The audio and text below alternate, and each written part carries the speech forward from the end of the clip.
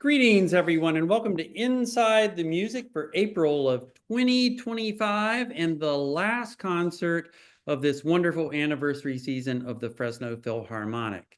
I'm so excited that we have some special guests and absolutely wonderful concert to talk about, and we hope that this video will help you with that.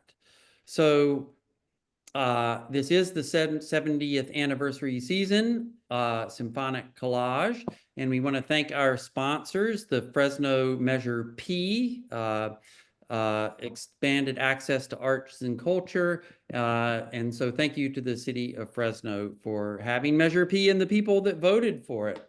And I just want to take one moment to reflect on the absolutely amazing concert that we had last time. In part because that trend of unique experiences is happening in this final concert as well. But wasn't that just an amazing, amazing world premiere of the piece by the Oba sisters and, featuring Masamoto and his work? It was just absolutely incredible. And not only do I think it was incredible, it's causing ripples in the symphonic world nationally. This is an article our own Donald Monroe wrote, but it's for the Symphony magazine, which is the magazine of the League of American Orchestras. And not only is it a small mention about the concert and about the collaboration and the whole process that the unique process that the Fresno Philharmonic had with the Oba sisters, but it's a multi-page, multifaceted article. So it's just how wonderful is it that Rei and the Fresno Philharmonic are bringing national attention and doing work that's being recognized on a national level. So bravo to you, Rei and Stephen, for the wonderful, wonderful, wonderful work that you do. It really has an impact. And also the work that they do has an impact in another way. The person that you see up on the left is Esteban Olmos. He was a student at University High School who then came and was a student of mine and Dr. Ken Froelic's at Fresno State. Juan Pablo Contreras, a friend of the Fresno Philharmonic, and guess what? You're going to hear a new work of his next season. Came to work with the youth orchestras of Fresno and the Fresno Philharmonic, and through those interactions and exchanges that the Fresno Philharmonic helped facilitate, Esteban met Juan Pablo. Fast forward, Esteban's getting ready to graduate. He contacts Juan Pablo, gets accepted into his studio at USC. Guess what happens next in very short order? Do you see at the bottom? Do you know who that is? Dudamel in the LA Philharmonic. Guess what? The LA Philharmonic, with Dudamel conducting, is featuring a new work by Esteban on their concert March 7th, 2026. So the ripples of what the Fresno Philharmonic does not only impacts the audience, not only makes the community richer, students at Fresno State are being profoundly, profoundly impacted by this. And Esteban's career is being launched because of the interaction that the Fresno Philharmonic helped create. So isn't that wonderful? Ray, did you know about this? Ray didn't know about this. This is news to Ray. See the impact that the Fresno Philharmonic, Stephen, did you know about this? Not until you told me, so this is great. I mean, we're virtually every time we have a composer come to Fresno that we're working with, that we always reach out to Ben and Ken over at Fresno State and go there. The Oba sisters visited with compositions back in February. So it's great to see that, and like, again, so much in the music world is about meeting people, making connections, networking, and this is a good example of how that works. So I just want to thank, as a Fresno State professor, I want to thank, and, having worked with Esteban for a long time, to thank the Fresno Philharmonic for helping create situations where things like this can happen. It's just so impactful, and I wanted to share it with you, the supporters of the Fresno Philharmonic, so it's not just about concerts, it's about all of the creating a sense of broader community that's just really, really massively cool. And speaking of massively cool, Next season, I'm not going to give a ton of time on next season, but we have another amazing, amazing next season. And Ray, I'm not sure if you've counted the numbers of this, but I did, and tell me if I'm right. And Stephen, I'm not sure if you've done the numbers. There are 17 works being performed next season. Of the 17, 7 are by American composers.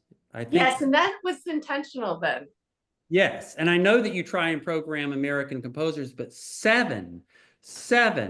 I'm not aware of other orchestras whose program is like 48% American composers. That's just like gives me chill bumps and so happy, okay?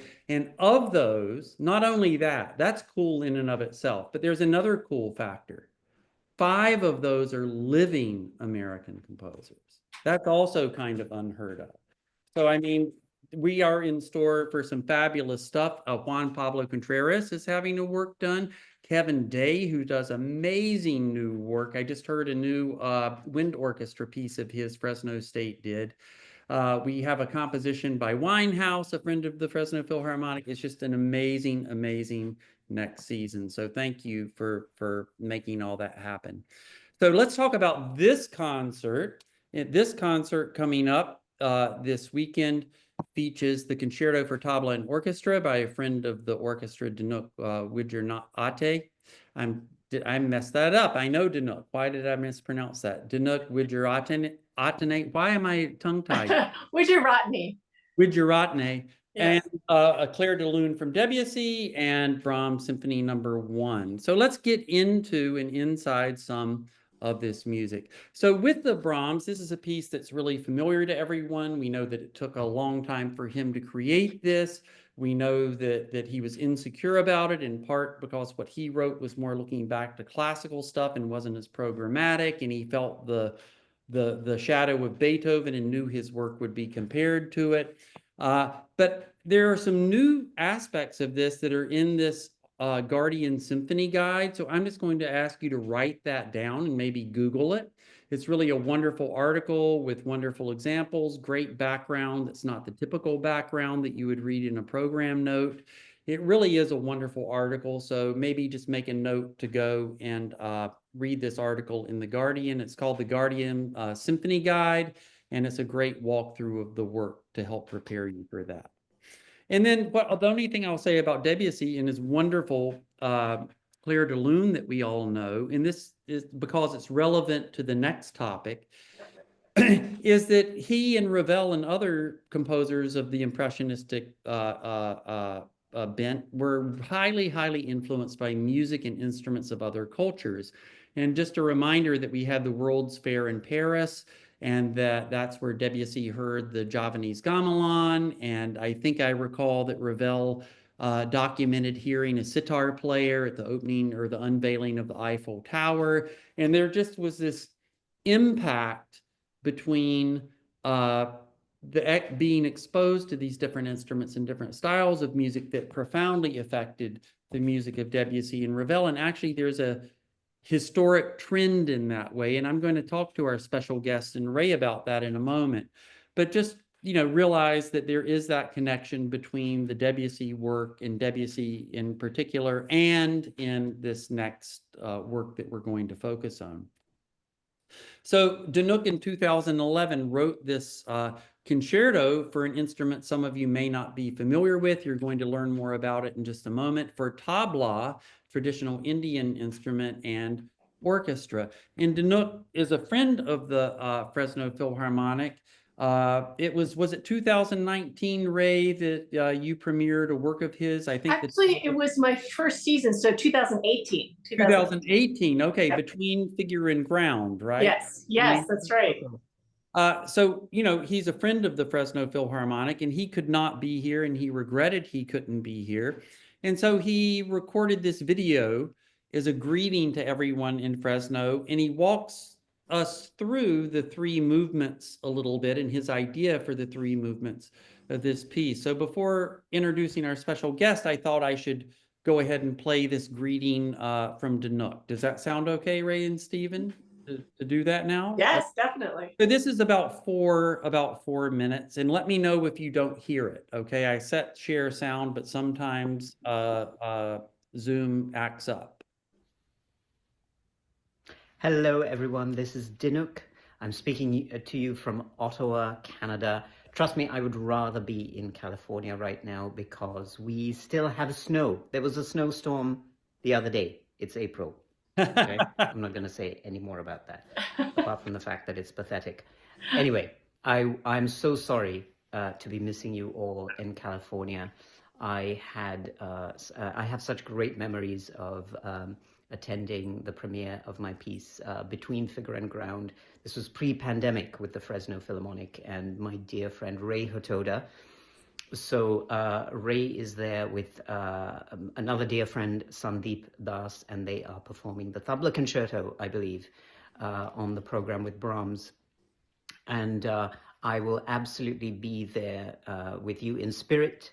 I'm sending a big warm message to all of my friends in the orchestra, my dear colleagues, Ben Boone, Stephen, the CEO of the orchestra. I miss you guys. Have a wonderful time. Just to give you a little bit of context about the concerto, I have a lot of affection for this piece because I wrote it back in 2011. It was, I suppose, possibly one of my signature pieces. It launched my career. I was thinking about the piece for about 10 years, you know, I have this passion for tabla. Sandeep always jokes that, you know, in a previous life, I was a tabla player. Maybe that's true. I'm just obsessed with that beautiful, beautiful instrument and all the great tabla players like Sandeep who play it. And at the same time, I love the Western classical orchestra as an instrument. It is another great instrument. And I thought, you know, could there be some vehicle that would put both of these instruments side by side and hopefully respect the traditions of both? So the concerto you will hear is in a standard, shall we say, Western classical model of 3 movements. The last movement is a reflection of what happens for me at the most exciting point of an Indian classical tabla solo recital, which is a sort of virtuosic finale where the player will recite the compositions onomatopoeically. You know, they recite the sounds of the instrument and then play the compositions. And typically there's a sort of sense of the tempo speeding up, you know, things get faster towards the end.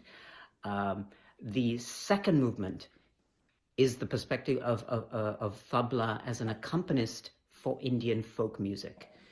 It is a love song about loss, with a title inspired by a poem by Houseman, and it has a sort of very gentle tread, and like I said, reflects the tabla as accompanist in Indian folk song. And the first movement is a kind of funny cultural stew. You know, it is a nod to the sounds of the tabla that you hear in music without even knowing about it. So I'm talking about pop and film music and electronica. You know, there is a big nod to drum and bass, which is why you'll see a drum kit player in the orchestra. And at the same time, there's this kind of weird Baroque canon of 4 voices, you know, and this sort of interplay of the old and the new. So like I say, it's a kind of curious cultural stew, but hopefully you'll sense the sweep of the whole concerto. And I will be there with you in spirit. All the best to my friends in Fresno and my dear colleagues.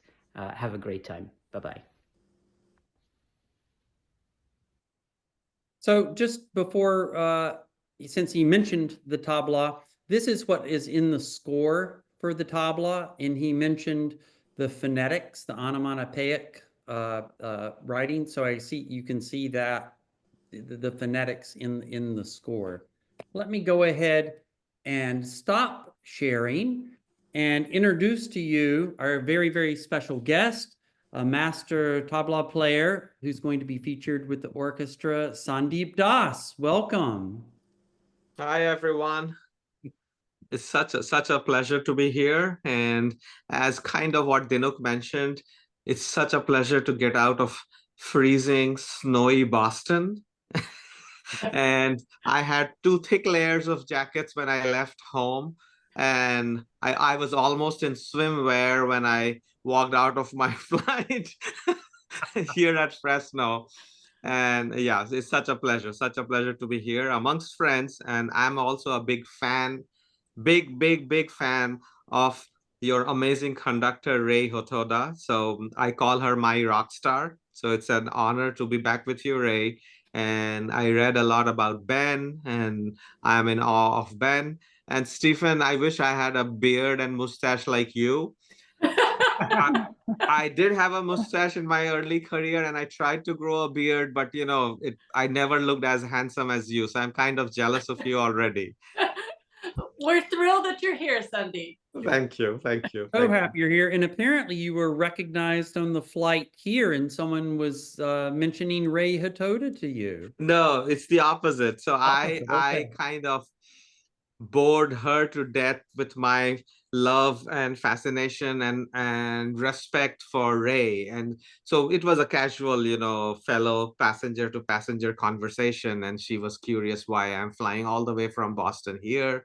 And it was not for the sun or not for anything else, but to play a concert. And I couldn't stop talking about Ray and how brave she is. If you think about it, what I love about her uh, is you have to be brave to say, I want to bring a tabla player to play with a philharmonic or symphony orchestra anywhere in the world. So I couldn't stop talking about her. But thanks to all of you, and thanks for the administration who definitely believes in her, and thanks to all the support of your donors and your audiences that I'm here. And I hope you will come and you will bring friends, because they will have a very unique experience. That much I can tell you. Yes, and the woman on the plane is coming too. You Yes, said. So that's great. I definitely am The more the responsible for. merrier. I at least will be responsible for selling one more ticket. So That's good. And after today, everyone else will go out and tell their friends to get tickets too. So let's start. Let's start with a discussion of like how you started the tabla, and then we can get into how you met Danuk and the piece came about. And Ray has some sections we can play. And FYI, I have a sampling of some of your playing if to demonstrate whatever you want us to play. So I have that in my back pocket. So lovely. to get started, how what is a tabla and how did you get started on the tabla? I heard a rumor that it's because you misbehaved in school. I'm still misbehaving and trying to become a decent husband to my beautiful wife. But yes, it all started as a complaint from school. I grew up in a small town in India called Patna, which is kind of the eastern part of India. My father got a complaint from school. Actually, the principal of our school was a father from the US. I went to a Jesuit school called Xavier's. My father got a complaint that I have been disturbing the class by banging on the desk. And when asked to stop, I start tapping with my feet. He recommended taking me to a doctor.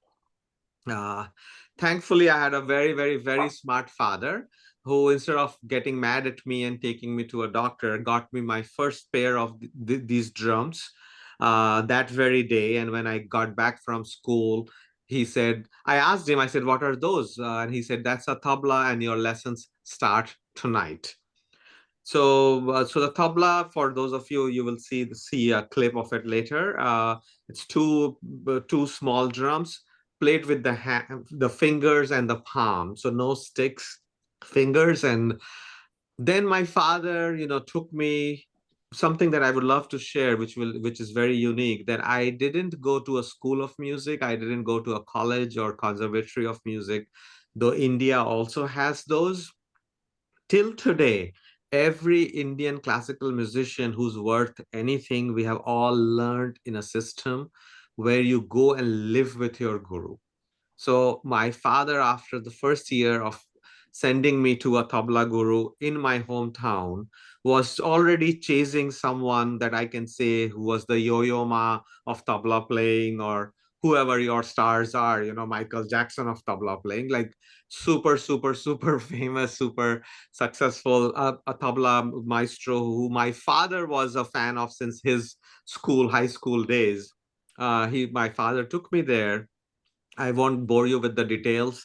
After a quick test of what I had learned in the first year, he challenged me in a very sweet way to check what he later told my father, if the container was ready to pour information and the container would keep increasing with it or not. So he posed two challenges at me, ignored me for for an hour, where he kept talking to a very famous vocalist that was visiting him that day, suddenly turned towards me and asked me to do something based on what I did, how I did it. He told my father, this kid has tabla in his blood, leave him here.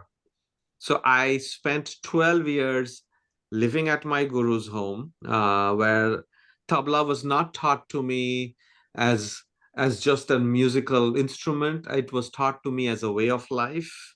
So much so that now that I'm an old guy, I look back and I'm just in awe. I'm just in awe of how he taught me, to the point that this instrument is just an extension of who I am. Everything I learned was taught to me orally. It exists inside me. To all 12 years of learning live, breathe, and travel with me. And playing the tabla is as natural as talking to you all, or doing anything else in life. So a very incredible way. Fast forward, my first concert in the US was 1990. So I have been playing in the US since 1990. But I played Lincoln Center, Kennedy Center, all big venues, but I would play Indian classical music and go back home, to the point that I would turn off Western classical music being piped into hotel rooms. This is pre-internet, pre-cell phone days. So every hotel room you checked in, they would already have classical music playing, and I would turn it off because I was like, what is that weird music, you know? And luckily, 22 years back, my life changed in the most beautiful way. I was invited to play with the New York Philharmonic and someone that I hadn't even heard of called Yo-Yo Ma, to play 4 world premiere concerts with the New York Philharmonic at Lincoln Center. And I purely said yes to it because the check they were offering was way more than I had made till that day. So I was like, I don't care who Yo-Yo Ma is. The money they're offering is very good. I purely walked in, seeing the amount, and I think that is the biggest turning point of my life, that I say I met the greatest human being. You know, I didn't say that for my Guruji. I didn't use that word even for my father. I said I was lucky to have a great father. I had the greatest guru possible, but the greatest human being. Cello is just this much of who that man is. I met him 22 years back, and ever since, he's been like an older brother, and he opened this another world for me in the form of Western orchestras. And now I have played with some of the top 10 or 15 orchestras in the world. And very fortunately, Dinuk was someone that I met as a student composer. He was a student at Juilliard, and there was a program of Carnegie Hall where they would pair student composers with star musicians. And Dinuk happened to be paired to write a piece for me and Yo-Yo, that we worked at Tanglewood and premiered at Carnegie Hall. So my love and affection for Dinuk happened then, which was, God knows, many years back, but I lost touch. You know, I lived in India. I moved to the US 13 years back, 2013. I live in Boston. I had lost touch with him till I moved here. We reconnected within a month of my moving back, and he presented me with this piece, And as Dinuk mentions in his video, ever since the first piece he wrote, which was a piece called Karmic Blue, I loved him not only as a good composer. According to me, he's definitely one of the best young composers in the world for every piece that he has written. He's also one of the nicest, also greatest human beings that I have met. But he's definitely someone who has played tabla in his previous life. If there was a scientific way for me to prove it, I would prove that. But the only proof I have is the musical way, which is this piece. I can only say there have been pieces written for me, yet nobody has understood my instrument and me more than Dinuk. So that's your go. And then I met Ray first time in Asheville, North Carolina. And I'm telling you, I have played with the biggest orchestras and the biggest names you can imagine. But this woman completely blew me. I literally felt, okay, can I be honest? Oh, yeah. Yeah, that's who I am. I felt, what is this dynamite doing here on stage? She is a powerhouse dynamite who understands rhythms, who understands music. There have been instances that conductors have freaked out when they have seen the score. It's like, oh, what did I lead myself into? And I have had to walk in and work with them to calm their nerves and make them happy, and then suddenly there's magic. But who you have here, I have the I'm her biggest fan. So yeah, put together, that's kind of the story that has brought me back. This is my third time that I will be working under her baton, and I completely look forward to it, and almost to the point that I also feel that I have known Ray always in my life. That's how I connect and bond with her. Yes. Thank you, Sandeep. Thank you. I mean it. Well, thank you for all of that. You answered a lot of the questions in a way that's much better than me just asking you all the questions. So thank you. Thank you. So you've mentioned the tabla, and I think it would be helpful for the people in the room that watch this later to get a sampling of the tabla sound, to get that in their head. And so I have a couple things. Let me, I have a few different options lined up. As a sampling, let me go to this one first. And this is just kind of random. This is, if you want to hear Sandeep, there is this compilation video of some of his solos if you want to take a picture of that, and you can go and listen to the whole thing. But just to hear a little bit, I'll just go scroll through and you can hear little bits and pieces of this. And then perhaps there's a little clip of you demonstrating and doing the phonetic with it I'll play after. Does that sound okay? Yeah, sure. Okay, here is just a little sampling.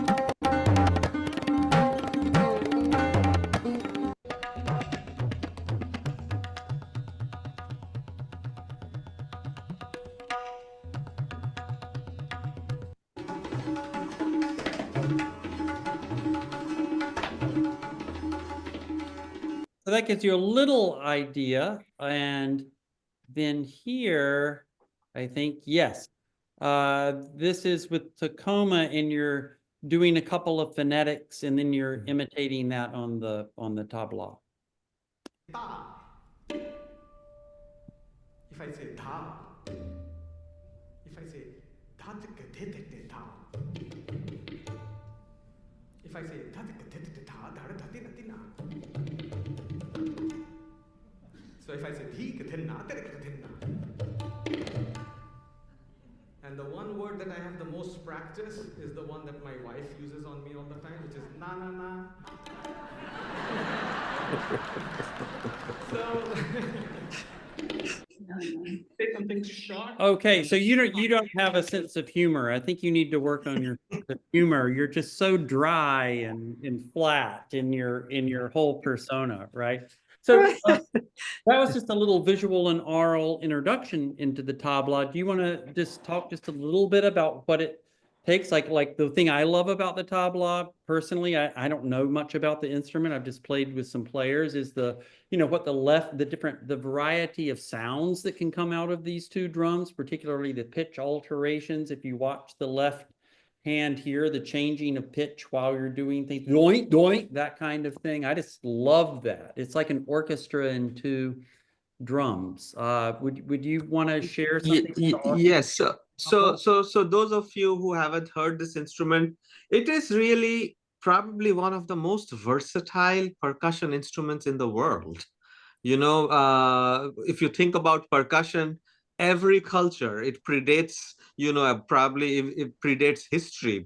Rhythm and percussion is something so natural to us as human beings. Yet, what blows my mind that this is a percussion instrument that's almost can be translated into a melody instrument. We play melodies within the percussive elements. The left drum, which Ben mentioned, is bendable, and I can play notes on that, whereas the right hand can play amazing notes. Everything I say, has a corresponding hit. And when you combine that, also it's tunable. It's one of those rare percussion instruments that I can actually tune to specific pitches. So depending on what I am playing, who I'm playing with, I can specifically say I want a C sharp or a C or a D, and this drum is tunable. Then if you learn from the right guru, this instrument speaks. You can make it speak. Also from the tradition, where I come from, the Indian classical music tradition, which is another thing that is very unique. As I'm getting older, I am blown away that I can claim on even the Zoom recording that there is no culture in the world that can even come close. When we talk about literature, when we talk about cuisine, when we talk about anything, every tradition, every country, every nationality, every era of human history can claim, oh yeah, but they also had something similar, they also have something similar. Yet I'm still to come across any culture, tradition, nationality, or history that can come even close to the sheer repertoire we have for this one instrument. How incredible is that? Most other cultures play grooves, layering of grooves, but we have compositions. There is a whole round where we can improvise things with a lot of rules, to the point that I can say right now that even the very first lesson that I learned as a 6-year-old kid, I can easily play a solo concert for an hour without repeating anything, and I can improvise. Yet there are fixed compositions that doesn't exist anywhere else in the world, just for this instrument. For example, a composition that talks about thunder, lightning, and rain. Tarit in Sanskrit means lightning. So this is an imagination of how lightning strikes. That's the rumble of the clouds. So lightning striking again. It means lightning is rumbling in the clouds. Gharat bijju, ghatan is the sky. Ghatan, and then the rumble and the rain. That's raindrops falling. So there are thousands of compositions based on weather, like all sorts of aspects of life, and That's just figs. I also claim that I'm the best rapper in town. I met a very famous rapper at the Grammys, and that I didn't know, I didn't recognize, just as I didn't know Yo-Yo Ma. It's only when my daughters heard who I had met, they were ready to kill me, that I didn't come home with an autograph of his, because he had won 12 Grammys that night. But funnily, I just told him, we kept bumping one another, and he said, I'm a rapper. And I said, hey, I'm a rapper too. And that's how we became good friends. His name is, I will share it here. His name is Chance. And I said, oh, yeah, I didn't know. And I said, oh, you rap? I said, I rap too. I said, the only difference is, can you play what you rap? And it's like, what do you mean? I said, I can play what I rap. So, like compositions like, ka, ginaga, takita, ginaga, dataka, dikita, kata, gadigana, da, ginaga, dinitaka, ginaga, dinitaka, dikita, kata, kata, da, ginaga, takita, so on and so forth. So it's an incredible, incredible tradition. And put to use, I play Indian classical concerts. I play with symphony orchestras. I play with rock stars. I play with pop stars. I play with musicians from China, like everywhere in the world. Uh, it's an instrument that has a voice of its own and can be played with almost, I think, any kind of music, if you are ready, trained well, and then you have a heart that's open to other perspectives. The collaboration that happens is all has always been fun. Yes, and you did the phonetic thing, which I wanted you to do, and I appreciate that. And now I have a story to tell my students about Chance the Rapper. But, but can you? It's on my list. I don't know. I mean, I'm sure that we can't really do it, but just for the experience of experiencing firsthand the complexity of doing the phonetic thing, right? Can you give us the phonetics of something simple that you're going to do in the piece that we can try and imitate? So one rhythm cycle that I'm playing in the very first movement is a rhythm cycle of 16 beats. And I believe everyone on this Zoom call can count till 16. If not, I'm going to revoke your university degrees. So yeah, here you go. So Indian music is cyclical in nature. It's not linear. We take rhythms, very complex, way more than fours and eights. We don't only think in fours and eights and multiples of fours. We think in randomest numbers. But I'm choosing a simple rhythm cycle, which is multiples of four, a rhythm cycle of 16. There's a way of counting it on your fingers, that if all of you raise your right or left palm, however you count, and we divide our fingers into 4 equal parts. So, 1, 2, 3, 4, 5, 6, 7, 8, 9, 10, 11, 12, 13, 14, 15, 16, 1. So that's a rhythm cycle of 16 beats. But the syllables, to Ben's request, what I'm playing or what I will say is not 1, 2, 3. What we say is dha, then, dha, then, dha, then, ta, then, dha, then, da, then, da, then, ta, then, da, then, da, then, da, then, ta, then, da, then, da, then, da, then, da. So, you can make doubles, triples, but the sound is dha, then, dha. Say it after me. Though your microphones are muted, you can say it and make yourself proud and your, whoever else is with you proud. So, And you can dha, replay the video in practice. Okay. so dha, then, dha. Repeat it. Dha, then, dha. But 9, 10, 11 is a 9, 10, 11 is a different sound. We will talk about that some other time. Dha, thin, like Tin. Dha, thin, ta, ta. And then ta, then, dha. So put together, it sounds like this. Dha, then, dha, then, dha, then, ta, then, dha. That's the downbeat. Thank you. That was so fun. We appreciate that so much. Let's get in. I'm very worried, Ben. because Fresno Philharmonic is not going to hire me ever again because now they have so many tabla players on. So let's move on to the composition. And Ray has pointed out a few samples. We have about 15 more minutes. We want to leave time for questions. Let me ask one more, and I think you answered this question, but let me just frame it to Ray and to you. So intrinsically, I think it's really hard to write a concerto for certain instruments. I think it's challenging as a composer to do that. And that's why when we have concertos, it's a lot of times with the piano or a violin, et cetera, right?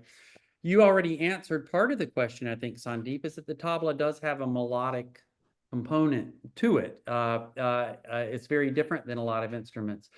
But it's sort of a double challenge to write a concerto also for an instrument that, number one, for a Western composer, because a lot of other traditions don't use Western notation, number one, and number two, just the sound of the instrument is different. So I guess the question is, how do you think Dinook addressed that challenge? Ray, Sandeep. Yeah, I'm not sure how he wrote this concerto. I mean, Sandeep, maybe you have more insight on your part, how it was written. So I'll tell you very quickly a fun story. So the first time I walked in to play with Yo-Yo Ma, I didn't know what I was walking in. I got up on my platform and a woman came up and put a metal something in front of me. And I said, what is that? And she said, that's a music stand. And before I could react, another woman came and put pieces of paper. And I said, what are those?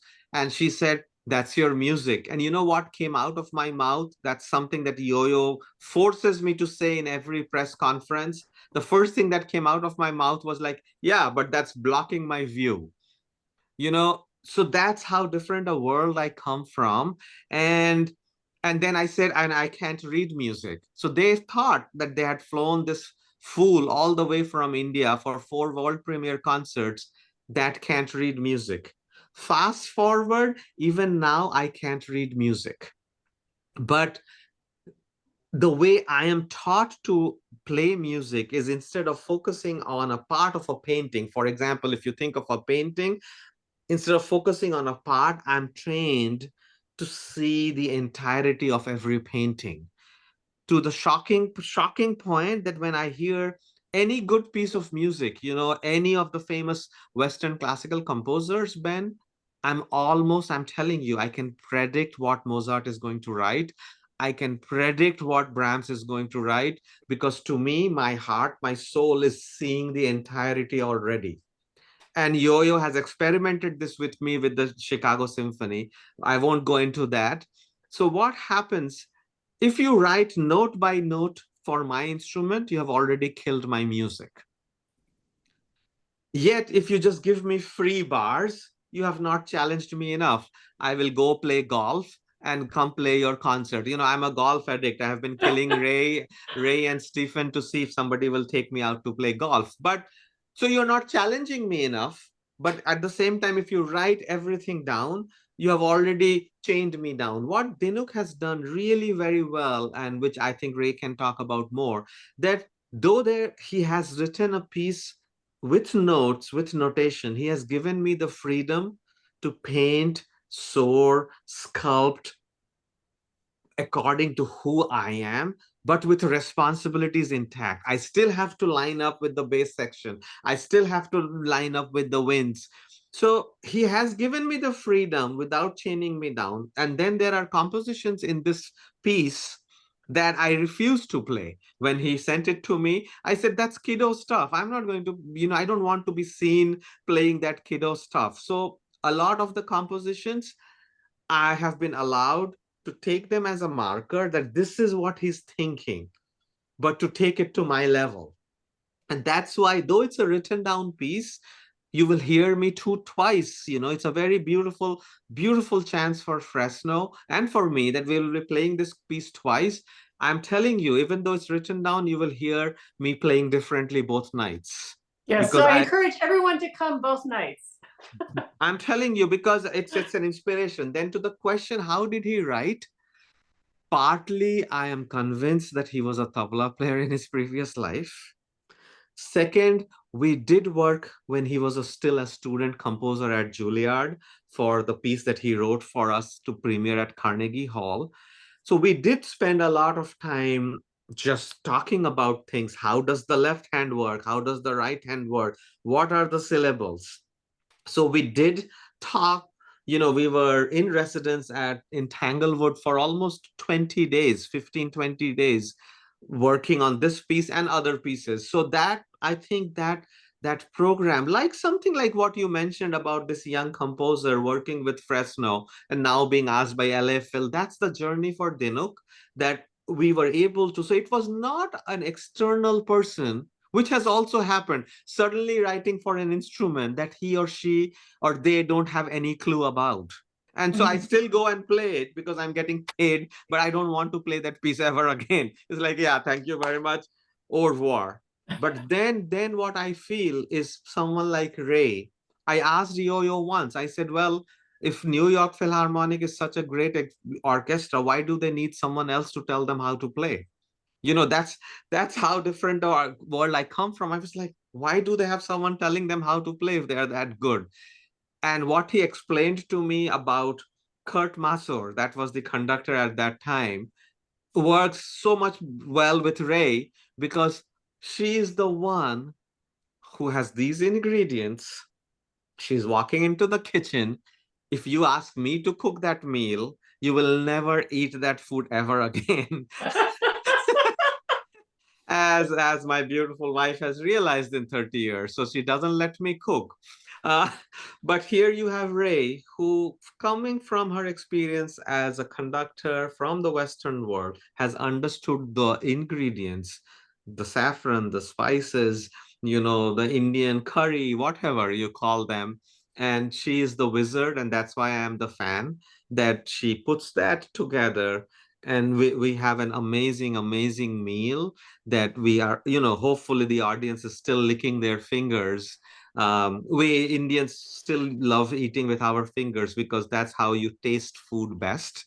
And so I say licking your fingers while you leave the auditorium. Yes. Well, let's go ahead, and I asked Ray what some favorite parts of the piece were for her. And shall I play that section? Yes, Is that a good share idea? that with the audience. See, we're relaxed here, Sandeep. We're relaxed. So, yeah, I mean, I'm torn. Should I do that or that? I'll do that. So, should we play the just 1 second of the bass thing? Yes, I think we should. Okay, yeah. So in the liner notes, you'll read that Dinuk says that, if I can find where that is, do I have that? Yes, that the section we're going to play was influenced by this electronica style, techno style that I was unaware of, called drum in bass. And let me just play a little tidbit of that in this, and then maybe you can hear in this section how that impacted what Dinuk wrote.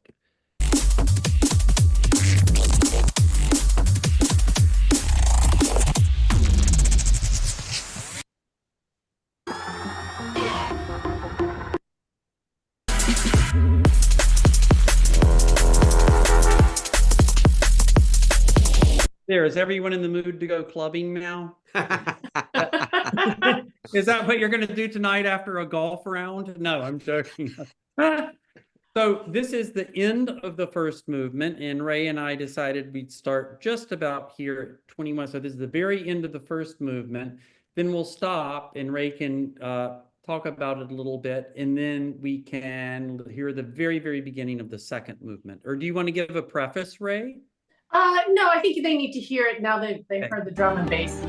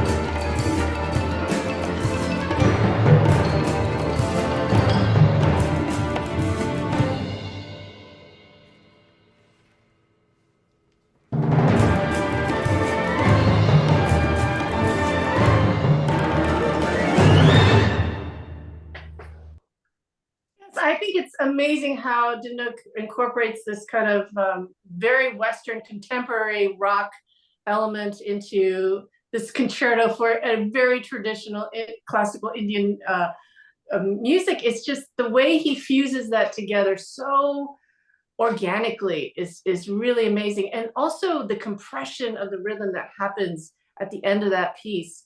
It's I think it's very it bridges both cultures of elements of style so organically.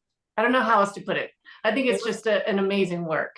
You want to set up the very beginning of movement 2? Yes. So in the second movement, the tabla is now more the accompanist, and the orchestra is doing this gorgeous melody in this very odd meter. It's 7/4, 3 + 2 + 2.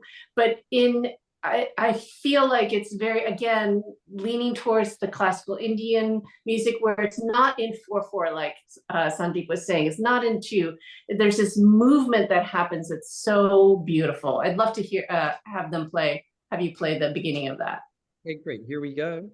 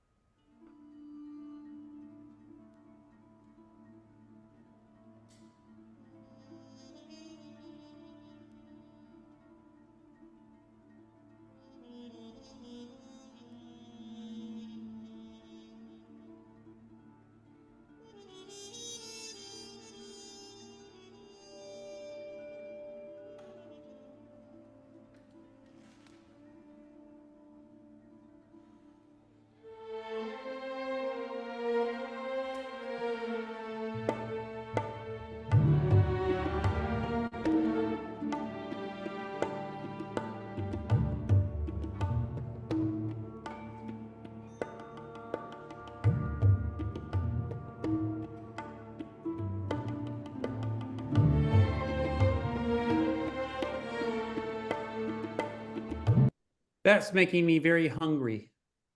But it is very sensual, very gorgeous. It is. It's yes. like, it's sexy is what it is.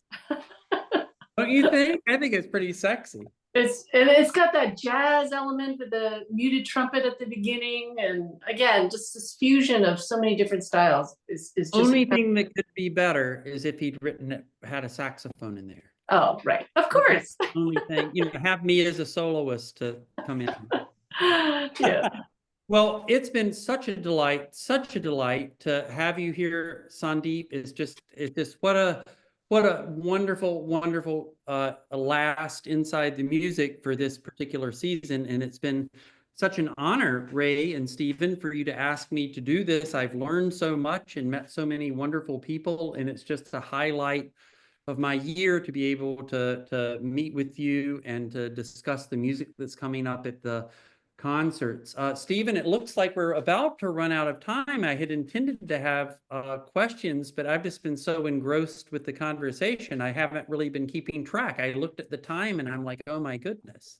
We can maybe extend for a couple of minutes if there are a few questions, but let me first also thank you, Ben, for an amazing season of Inside the Music. It's been really great. You're such a valued member of our Fresno Philharmonic team, and we just love all the effort you put into this. So thank you. Oh, it's an honor. It's an honor. Are there any questions from the audience?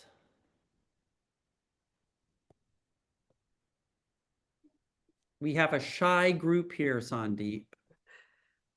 You were talking about food and Indian cooking, and so they're all... What they don't know is that if they don't ask questions, I'm going to ask them very difficult questions.